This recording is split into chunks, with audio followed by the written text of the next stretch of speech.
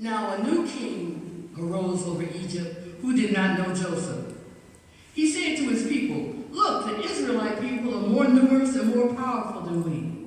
Come, let us deal shrewdly with them, or they will increase, and in the event of war, join our enemies and fight against us and escape from the land." Therefore, they set taskmasters over them to oppress them with forced labor. They built supply cities, Pithom and Ramses, for Pharaoh. But the more they were oppressed, the more they multiplied and spread, so that the Egyptians came to dread the Israelites. The Egyptians became ruthless in imposing tasks on the Israelites and made their lives bitter with hard service in mortar and brick and in every kind of field labor. They were ruthless in all the tasks that they imposed on them. The king of Egypt said to the Hebrew midwives, one of whom was named Shiphrah and the other Puah, "When you act as midwives to the Hebrew women and see them on the birth stool, if it's a boy, kill him. But if it's a girl, she shall live." But the midwives feared God. They did not do as the king of Egypt commanded them, but they let the boys live. So the king of Egypt summoned the midwives and said to them, "Why have you not done what I asked you to do and allowed the boys to live?" The midwives said to Pharaoh, "Because the Hebrew women are not like the Egyptian women, for they are vigorous and give birth before the midwives come to them." So God dealt well with the midwives.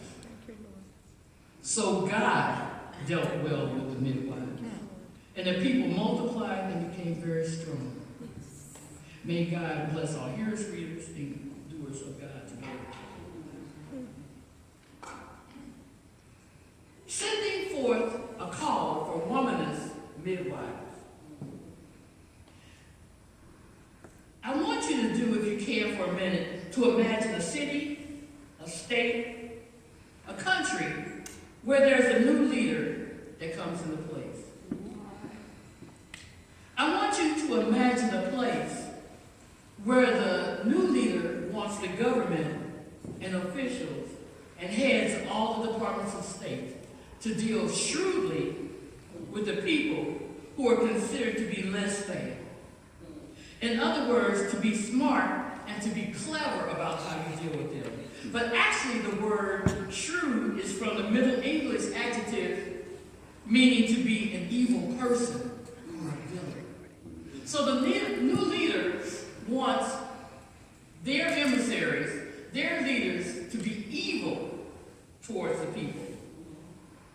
So the new leader asks everyone to do and be evil, and then, just in case you don't understand, the leader goes even further. He calls for direct oppression of the people. He calls for refugees who are trying to flee into his country to be locked up. He calls for their children to be put into cages and to be raped and to be abused. I know we don't know any place like this, but just in case you don't. Just think about that. Try to let your imagination go there to a place where a leader might ask for something like this to happen. Go ahead, Paula. He has their children locked up in cages. He has them raped. And he calls for those in his housing program, the head person over the housing program, the HNC over the housing program, for them to lose their benefits. Because he feels like living in public pyramids is a good thing. And that they're doing too well living in this public housing program. He calls for the reduction of benefits for Egyptian elders because they're living too well on $700 a month.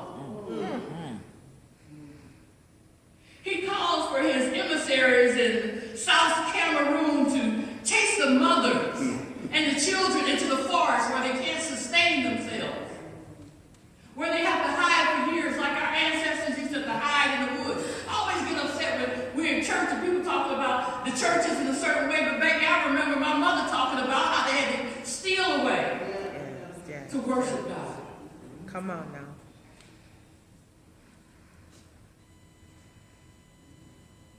In case that wasn't enough, he pushed for harder sentences for minor law infractions. And in the text it says, the Egyptians became ruthless in imposing tasks on the Israelites and made their lives bitter in hard service of mortar and brick and in every kind of field labor. So in this particular text I'm looking at, it says that the Egyptians made it hard by putting them into the Egyptian industrial complex, where they worked for minimum wages, for nothing, for MCI, for other corporations. It's a sad situation in this place that we're trying to imagine, where the men are constantly locked up.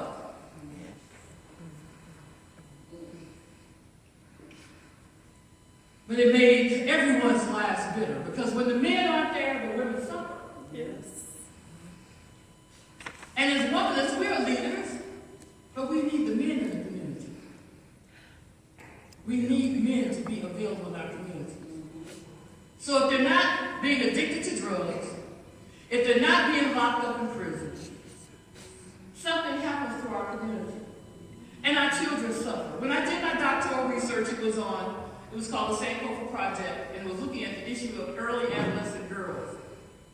And my research found that the way elder women in the Black community came so strong was not because of their mothers. It was because of their fathers and the men in the community. Because see, our mothers were the ethicists. Our mothers put everything in order. Our mothers were about law and order. Because your mother would say, this is what's going to happen. I think I talked to you all yesterday about the fact that my father was my lawyer. Because my mother did not play. I don't think my mother, she might have spanked me once, but the look was sufficient. And then one time she spanked me, she kept talking so much, I was just hoping she would just beat me to death and just let me die. Because she was like, boom, boom, I told you not to boom, boom, okay? She was just talking and talking and talking. I was like, please, Jesus, make us stop. That was much worse. But when we don't have our men in our communities, even the micro goes undone. Because science says that the sound of a man's voice echoes on a woman's inner ear and brings health and well-being. You know that? Don't y'all go out there and try to speak up into everybody's ear, because somebody will slap you. I'm just letting you know. But it's a scientific fact that the tonality of the voice impacts the ear. So there's all kinds of things built in the community. And that doesn't matter whether you're in an intimate relationship with the person. It has more to do about the balance of the community. That all of the people in the community benefit from having all the different components of the community there.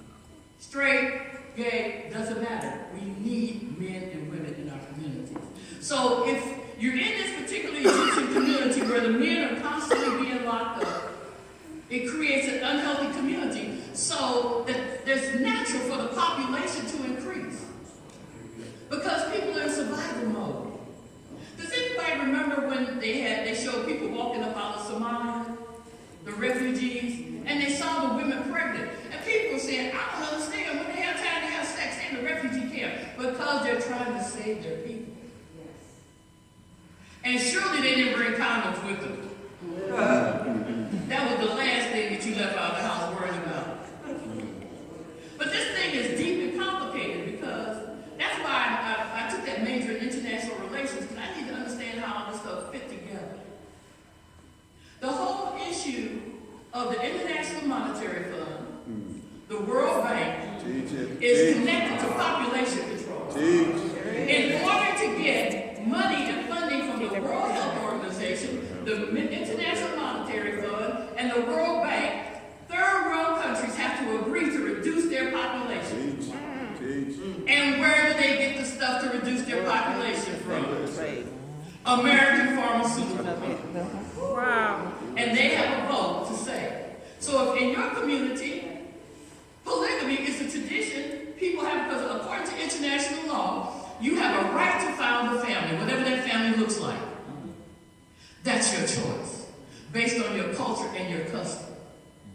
But if we want population control to go down, or go up, what we have to do is tie it to the money that people need to sustain themselves. It was Manning out of Jamaica that really put that forth first, because he was fighting the World Health Organization and the International Monetary Fund, telling them that you will not get rid of all our sustainable income that we have, so that we have to buy potatoes and stuff from the United States, so that your people can have some money and all of our people starve.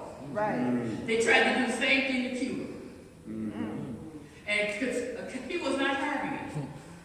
So we got to understand, we do not. My aunt told me I was born in St. Louis, but the whole world belongs to me, and I believe that. I've got to know what's going on with the rest of the world, because it impacts me. Yes, yes. When I did my master's on peace and peacemaking at Webster University, I was looking at child soldiers, gang children, and women as victims of rape. And it was all the same system. The reason that our children were on drugs in our communities, it was genocide. Child soldiers were being taught how to kill and be self-emissaries of genocide in their own community. All over Eastern Europe, women were being raped. In Europe alone, 40,000 women were raped, and they were raped by American soldiers. 40,000. And that doesn't count the rest of them. There are pharaohs everywhere. But they got a connection. They built a system. And you cannot dismantle a system until you know how it's operating. You've got to know the details. You've got to know how it works. So I'm saying, as a Hebrew midwife, as a womanist midwife, we are called to be educated. We've got to study and be approved. It's good to know the Bible, but you got to know it in context of what's going on now. Because people will be like, girl, I can quote the scripture. I am blessed to have the favor, but what have you done for your people? Why are you sitting up there praying all the time? It says, faith without action ain't worth nothing. That's right. That's You right. have all the faith you want to, not what you're going to do with it. Right. No faith, no And whether you practice Christianity or not, because I'm not going to step on anybody if they practice another faith. But whatever you're doing, do it well. Yes. If you're going to be a Muslim, be a good Muslim. Yes. If you're going to be a Buddhist, be a good Buddhist. Yes. But don't just say, I got all this faith, and there's nothing to show for it. Yes. Everybody has a different responsibility. This is mine. This is my responsibility. Whatever you're doing, do it well. So when I'm calling for midwives, I said this morning, I did a one cardinal sin. I loaned my original copy of my dissertation out to somebody. Now I got to pay to have it republished. But lucky enough, I had an extra copy. So the devil didn't win this morning. Hallelujah. And this was something that reigned good for me. This was written a long time ago by a sister named Maria Stewart. They didn't even have Womanist then. Not in the name anyway. O ye daughters of Africa, awake, awake, arise. No longer sleep nor slumber, but distinguish yourselves. Show forth to the world that you are endowed with noble, exalted faculties. O ye daughters of Africa, what have you done to immortalize your names beyond the grave?